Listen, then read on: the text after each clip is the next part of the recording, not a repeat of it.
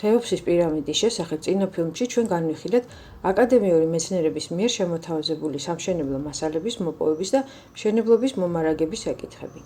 აღწერეთ ქვის მასალის ქვიშიან უდაბნოში თრევის აბსურდულობა. ასევე განვიხილეთ ტექნიკური თუ ტექნოლოგიური პრობლემები სამდინარო გადაზიდვების პირობებში. გავაანალიზეთ უკვე სამშენებლო მოედანზე მოტანილი ბლოკების სამონტაჟო ნიშნულებამდე ატანის ტექნოლოგიაც. თუ რა პრობლემებთანაა დაკავშირებული ასეთი მასშტაბის მშენებლობისას დიდი ტვირთამწეობის ამწე მექანიზმების არარსებობა. ასევე აღწერეთ თუ რამდენად შეუძლებელია პანდუსების გამოყენება ამ ამოცანის გადასაჭრელად. დღევანდელ ფილმში ჩვენ განვიხილავთ უკვე დამონტაჟებული მასალის დამუშავების და ქვების შეპირაპირების თემას. იმისთვის რომ აღწეროთ არსებული ნაგებობა, ჯერ ხილული ბლოკების განლაგების ტიპები უნდა გამოვყოთ. ერთი შეხედვით ჩანს შემდეგი სურათი. არის შიდა კამერები თუ მოგვიანებით გაჭრილი დერეფნები, სადაც ჩანს ბლოკების განლაგება. არის პირამიდის წვერში შემორჩენილი შემონაკერის გარე მოპირკეთების ნაწილი და ძირითადი შემავსებელი მასა, რომელსაც ოდესღაც მორღვეული გარე მოპირკეთების ფენა ეჭირა. აქ ჩვენ გვაქვს ბლოკების უმცირე ორი ტიპის შეპირაპირება. როგორც არაერთხელ აღვნიშნეთ, შიდა კამერებში გამოყენებულია ასვაინდან ჩამოტანილი გრანიტის მასალა. შემავსებელი ძირითადი მასა და გარე მოპირკეთების ფენა კი ადგილობრივი კირქვაა, თუმცა ეს კირქვაც ორნაირია.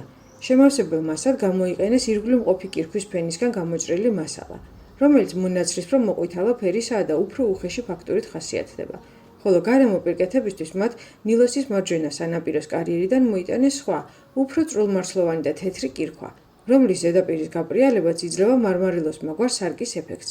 თავად ხეოფსის პირამიდაზე მხოლოდ ძირშია შემორჩენილი ამ შემონაკერის ნაწილი.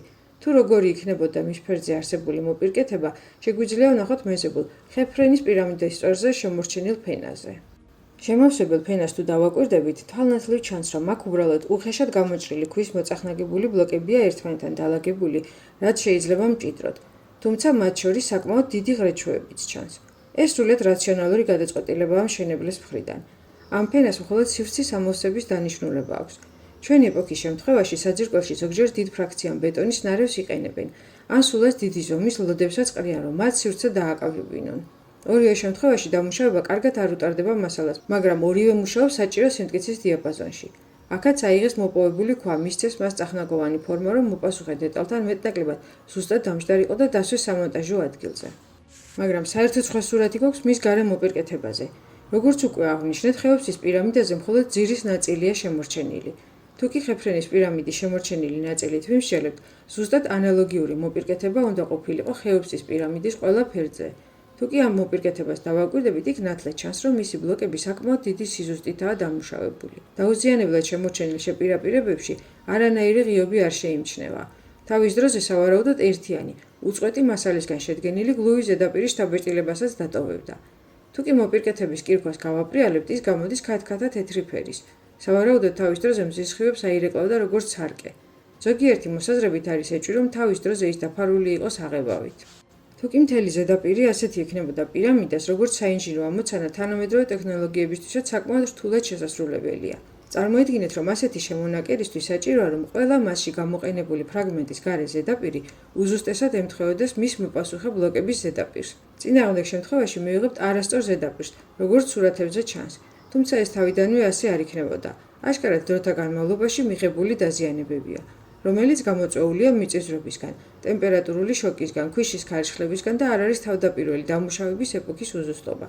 თუნდაც 1 მილიმეტრი მაინც თუ იქნებოდა რომელიმე ბლოკი ამოშორილი საერთო ფონიდან, ის აუცილებლად გამოჩნდებოდა, როგორც კი მას მზე გარკვეული კუთხით დახედავდა. თუ კი დღეს გვექნება ასეთი ამოცანა გადასაჭრელი, აუცილებლად დავგეგმოდით შემდეგს. დავამზადებდით ყველა ბლოკს წინასწარ, მოვაწყობდით სამშენებლო სამარხს, რომელზედაც მოვაგრგებდით ამ ყველა მოპირკეთების ბლოკს და მხოლოდ ამის შემდეგ დავალაგებდით უკვე შიდა შემავსებელ ფენასთან დამაკავშირებელ ბლოკებს. ამ საქმეში აუცილებლად გამოვიყენებდით თანამედროვე ლაზერმძღოლებს და დონის დამჭერებს, მაგრამ საბოლოოდ გარანტირებულად დაუშვებდით შეცდომებს მშენებლობის დროს. ვერანაირად ვერ მივიღებდით ერთიან და ზუსტ ზედაპირს, მით უმეტეს თუ კი გვექნებოდა ძველ ეგვიპტური პრიმიტიული ხელის აზომის ხელსაწყოები. ზედაპირზე ცდომილება რამდენიმე სანტიმეტრიც კი შეიძლება მიგვეღო, მიუხედავად აღწერილი სამარჯვებისა. ასევე მოგვიწევდა ბლოკის ადგილზე მორგებაც, რაც ნიშნავს მის არაერთხელ აღებას სამონტაჟო ადგილიდან, გადამუშავებას და ისევ ადგილზე დადებას, რომ მიგვეღოს საჭირო და საბოლოო ფორმა. ამ დროს არ დავივიწყოთ, რომ საუბარი გვაქვს საშუალოდ 2 ტონა ნახევარი წონის ბლოკებზე. რომელიც წინა ფილმებში განხილული თეორიის მიხედვით წუთში 1 ცალი უნდა დადებულიყო საბოლოო სახით. იდეალურად სწორ ზედაპირს მივიღებდით მხოლოდ იმ შემთხვევაში, თუ აშენების პროცესის დასრულების შემდეგ ერთიანი ინსტრუმენტით მოხდებოდა ამ ზედაპირის საჭირო ფორმამდე მიყვანა. დღევანდელი ტექნოლოგიებისთვის ეს პრაქტიკულად შეუძლებელი ამოცანაა. ზედაპირის დამუშავების თვალსაზრისით პირამიდის შიდა კამერები არანაკლები სირთულისაა. შეღავათი შეიძლება მხოლოდ დასამუშავებელი ზედაპირის გაბარიტებში იყოს გარე შემონაკერთან შედარებით. თუმცა გარეთ გამოყენებულია საკმაოდ რბილი კირქვა. შიგნით ნაგებობის მზიდი სტრუქტურა, რითაც კამერებია შედგენილი, აგებულია საკმაოდ მძიმე გრანიტის ქანისგან. ცნობისთვის მოოსის სკოლის მიხედვით გრანიტის სიმაგრეა დაახლოებით 7 ერთეული. იმ დროს, როცა კირქვის სიმაგრე იმავე სკალით დაახლოებით 3 ერთეულია. როგორც აკადემიური ისტორიოგრაფია გადმოგვცემს, იმ ეპოქაში ეგვიპტელებს ლითონებიდან ჰქონდათ ათვისებული მხოლოდ ბრინჯაო, რომელიც იმავე სკალის მიხედვით თითქმის კირქვის ტოლფასია და არის დაახლოებით 4 ერთეული. ეს პირდაპირ მიუთითებს იმაზე, რომ თუ კი კირქვის დამუშავება შესაძლებელია ბრინჯაოს იარაღით, გრანიტის შემთხვევაში ის პრაქტიკულად გამოუსადეგარი იქნებოდა. ცნობისთვის ფოლადის სიმაგრის კოეფიციენტი დაახლოებით 8 ერთეულია. ანუ ფოლადის შემთხვევაშიც კი არაა მარტივი გრანიტის და მასალის დამუშავება. ამიტომაც დღეს ფოლადის საჭრელ დისკებზე აკეთებენ ტექნიკური ალმასის ფენილს. სწორედ ამ ტექნოლოგიური მიღწევის ფონზე მოიფიქრეს აკადემიკოსებმა, რომ ვითომ ძველ ეგვიპტეშიც იგივე მეთოდით ამზადებდნენ ინსტრუმენტებს, ოღონდ ბრინჯაოსა და სპილენძის შენადნობისგან. განსხვავებით თანამედროვე ალმასის ფენილისა, ისინი ამას ვითომ და აკეთებდნენ კვარცის ქვიშისგან. მეთოდი იგივეა. იღებდნენ ამ აბრაზივს და რაღაც მანქანებით ამაგრებდნენ მას ბრინჯაოს საჭრელ პირზე. დღეს როცა ალმასის ფენილი კეთდება მსგავს ინსტრუმენტზე, ის მაგრდება სხვადასხვა მეთოდით, რაც მაღალ ტექნოლოგიურ პროცესებს ნიშნავს. ხდება ცხლად დაფენვა, ამ პირდაპირ საჭირო აბრაზივის შენადნობაში არევა. შედეგად ხდება ინსტრუმენტის ჩამოსხმა. ეს მეთოდი მუშაობს იმიტომ, რომ ფოლადის ტემპერატურული გაფართოების კოეფიციენტი არის უფრო დიდი ვიდრე ალმასისა, ხოლო ასეთი ნარევის გაციების შემდეგ ლითონი მჭიდროდ შემოეკვრება ალმასის კრისტალებს, რის გამოც ინსტრუმენტი რესურსის ბოლომდე მუშაობს ეფექტურად. თუმცა გავიმეორეთ, რომ ეს თანამედროვეობაში ხდება ტექნიკური ალმასის ფხვნილის გამოყენებით. კვარცის ქვიშის შემთხვევაში იგივე მეთოდი, ანუ ერთად ჩამოსხმა ქვიშა ბრინჯაოს ნარევის არის გამორიცხული. სულ მცირე იმის გამო, რომ ბრინჯაოს დნობის ტემპერატურა დაახლოებით 1000 გრადუსია, ხოლო კვარცის ქვიშა განსხვავებით ალმასისა, დაახლოებით 570 გრადუსის შემდეგ იწყებს დაშლას უფრო მცირე კრისტალებად, ვიდრე თავიდან იყო, რა დროსაც კარგავს თავის სიმტკიცესაც. ამის გამო მეცნიერებმა მოიფიქრეს სხვა მეთოდი, რომლის მიხედვით თითქოს აბრაზივი იყრებოდა პირდაპირ საჭრელ ღარში, სადაც სპილენძის ამ ბრინჯაოს ზოლის მასზე ხახუნის შედეგად მიმდინარეობდა ქანის ჭრის პროცესი. ოღონდ ეს პროცესი აუცილებლად მუშაობდა გამაგრილებელი წყლის დასხმის ფონზე. დღევანდელმა მეცნიერებმა ამ მეთოდის დამამტკიცებლად არაერთი ექსპერიმენტი ჩაატარეს. მილისებური ბურღვაც სადეს და ზოლით ხერხვაც. გარკვეული შედეგი მართლაც მიიღეს. მართალია სამრეწველო მასშტაბებზე არავის უფიქრია და მხოლოდ სანახაობა იყო ეს რიგითი მაყურებლისთვის. მაგრამ თუ კი ამ თემას ოდნავ მაინც ლოგიკურად ჩაუფიქრდებით, მიხვდებით, რომ აქაც აბსურდზეა საუბარი.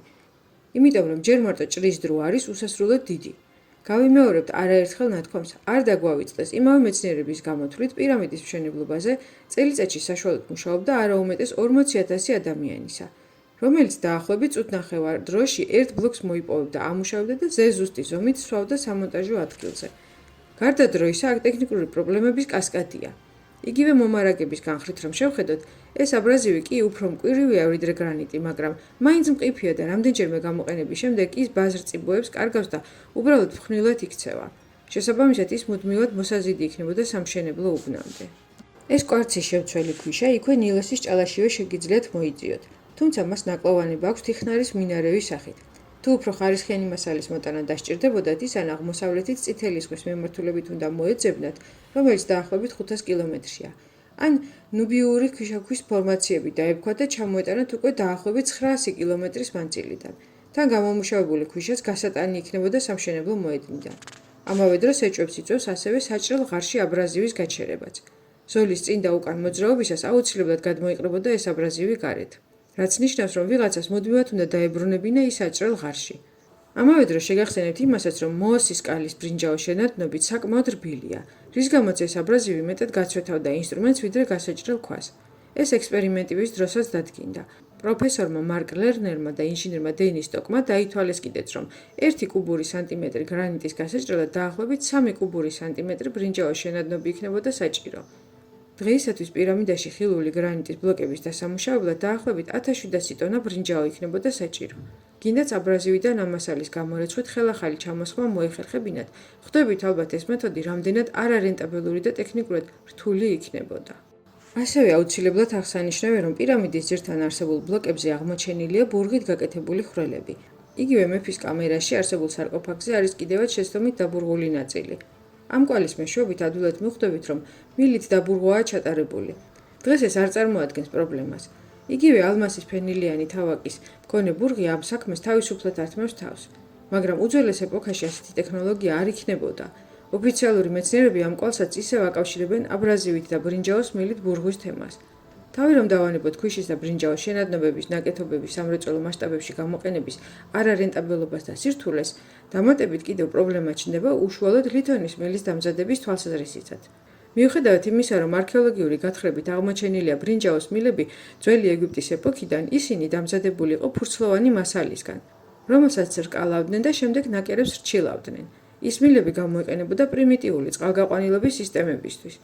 ნახსენები ნახრეთის მისაღებად კი საჭიროა უნაკერო მილი, რომლის დამზადებასაც აუცილებლად სჭირდება საგლინავი მოწყობილობა, რაც გამოიგონეს მე-19 საუკუნეში.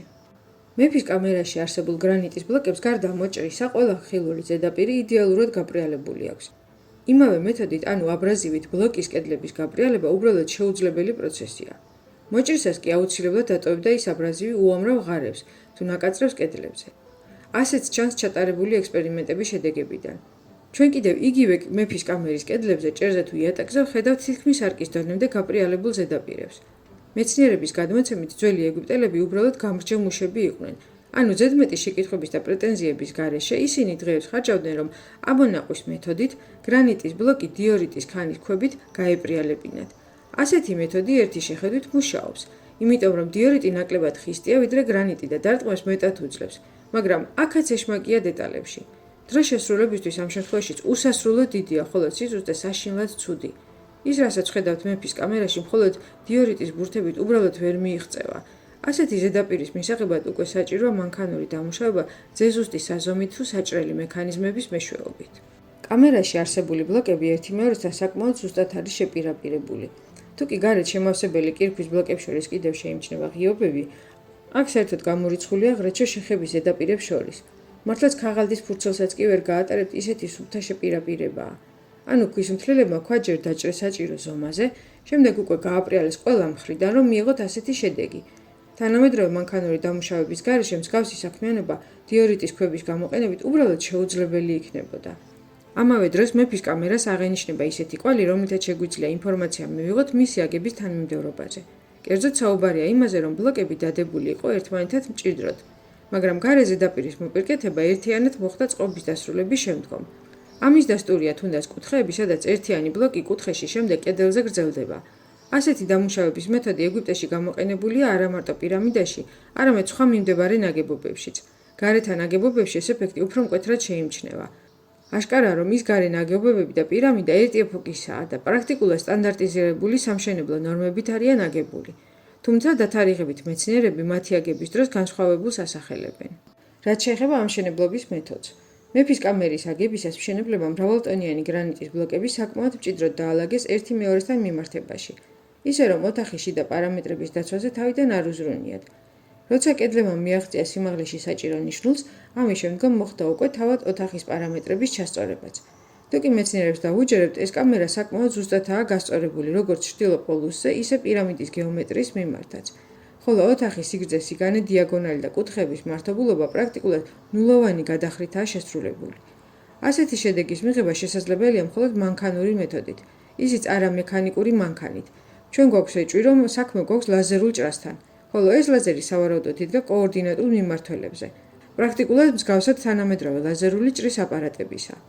როდესაც ოთახის პარამეტრები მიიყვანეს საჭირო კონდიციამდე, მხოლოდ მას შემდეგ მოხდა უკვე მჭიდროდ მისი გადახურვა. მხოლოდ ასე აიხსნება ამ კამერის კედლების ასეთი სუფთა ზედაპირი და საკმაოდ ზუსტად გამოყვანილი კუთხეები. მსგავსი პროცედურები, ასეთი ზუსტი შედეგი დიორიტის ქვების გამოყენებით უბრალოდ ვერ მიიღწევა. თუ კი ზედაპირის დამუშავებაზე კიდევ შეგვიძლია დაშვება გავაკეთოთ, კუთხეებს მაინც ვერ გამონაყავდნენ. ამასთან გვაქვს ეჭვი, რომ ანალოგიური გზით იქნა გამოჭრილი სავენტილიაციო ხვრელებიც. ამაზე თავად ეს ხვრელები მეტყველებენ, იმიტომ რომ ისინი მიღებულია აშკარად წყობის დასრულების შემდგომ. სურათზე ნათლად ჩანს, რომ გვერდ-გვერდ დადებული ქვები ერთად არიან მოჭრილები. ანალოგიური ტექნოლოგია შეიძლება გამოყენებული ყოფილიყო თავად პირამიდის გარე მოპირკეთების სიზუსტის მისაღწევადაც, რაც აშკარად ჩანს გიზის სხვა პირამიდებზე. მაგალითად, მენკაურას პირამიდის შესასვლელთან მხოლოდ შემონაკერის ნაწილია გასწორებული. თან ისე, რომ ზოგიერთი ბლოკი ნაწილობრივ მოყვა ამ გასწორებაში. ამ სურათის ყურებისას აუცილებლად რჩება შთაბეჭდილება, რომ გიგანტური საპრიალებელი მანქანა მუშაობდა, რომელმაც ერთიანი ზედაპირი გამოჭრა. ამავე დროს გარე შემონაკერის დიდი ნაწილი შემორჩენილია ხეფრენის პირამიდაზე. როგორც ისტორიკოსები ამბობენ, ყველა პირამიდას ანალოგიური შემონაკერი უნდა ჰქონოდა თავის დროზე. ისტორიულადაც ასეა ცნობილი, რომ ზეზე თეთრად პრიალებდა. ასეთი სისუსთავის ზედაპირის მისაღებად პრიმიტიული კვარცის ქვიშაზე დაფუძნებული ან გინდაც თანამედროვე მექანიკური საჭრელი მექანიზმები უკვე აღარ გამოდგება. საჭიროა ერთიანი გიგანტური საჭრელი მექანიზმი, რომელიც გარკვეულწილად ლაზერის მსგავსი იქნება. ჩვენ ვუყურებთ ამ ტექნოლოგიურ სასწაულს და გაოცებას ვერ ვალავთ, მაგრამ ეს ასე თუ ისე მაინც მიღწევადია, თუნდაც თანამედროვე ტექნოლოგიების გამოყენების შემთხვევაში. თუმცა თუ კი ჩვენ პირამიდას შევხედავთ არა მხოლოდ როგორც უბრალო ნაგებობა, სადაც ლამაზად დაჭრილი მძიმე ქვებია, არამედ გავაანალიზებთ მის ზომებს და პროპორციებს, უხერხული შეკითხვები ისტორიკოსების მიმართ კიდევ უფრო მეტად გაგვეზრდება. თუმცა დღეისათვის სულ ეს იყო. ამ თემაზე უკვე შემდეგ ფილმში ვისაუბრებთ. თუ ფილმი მოგეწონათ, მოგვიხდინეთ რეაგირება და გააზიარეთ. თუ არხი არ გამოგიწერიათ, აუცილებლად გამოიწერეთ და დაგვიტოვეთ თქვენი აზრი კომენტარებში. გემშვიდობებით მომავალ ფილმამდე.